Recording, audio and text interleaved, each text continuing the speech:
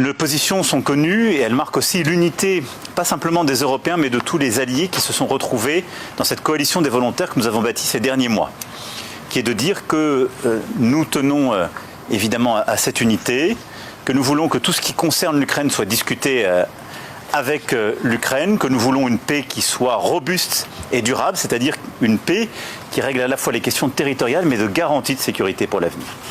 L'échange avec le président Trump a permis d'éclairer ses intentions pour la réunion du 15 août prochain et nous a permis d'exprimer très clairement nos attentes et je tiens ici à l'en remercier. Et je crois pouvoir dire que plusieurs messages sont ressortis de l'échange que nous venons d'avoir et qui sont à mes yeux très importants. Le premier, c'est que le président Trump a été très clair sur le fait que la volonté américaine était d'obtenir un cessez-le-feu à l'occasion de cette réunion en Alaska. Et c'est très important qu'à l'occasion, en effet, de cette réunion, il puisse y avoir un cessez-le-feu qui soit obtenu par les États-Unis d'Amérique, et nous soutenons cette initiative, en même temps que des nouveaux échanges de prisonniers et des libérations d'enfants.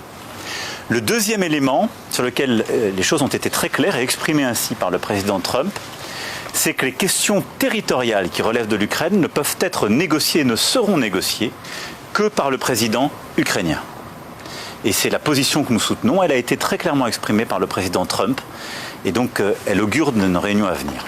Le troisième élément, c'est le lien qui doit continuer d'exister entre toute concession territoriale et les garanties de sécurité qui seront apportées à l'Ukraine.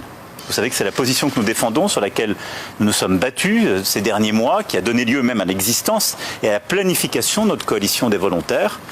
Eh bien, le président Trump l'a exprimé clairement en ces termes. Il a dit même des choses qui, pour moi, sont très importantes. Le fait que l'OTAN ne doit pas faire partie de ces garanties de sécurité, et on sait que c'est un point fort, particulier pour la partie russe, mais que les États-Unis et tous les alliés qui étaient prêts devraient en faire partie. Et c'est ce dans quoi nous sommes engagés, et c'est une clarification pour moi très importante que nous avons eue aujourd'hui. Enfin, il va donc se battre aussi pour obtenir un rendez-vous à venir, et donc une trilatérale avec le président Trump et le président Zelensky. Et je pense que c'est un point très important à cet égard, et nous souhaitons qu'elle puisse se tenir en Europe, dans un pays neutre, qui soit accepté par toutes les parties.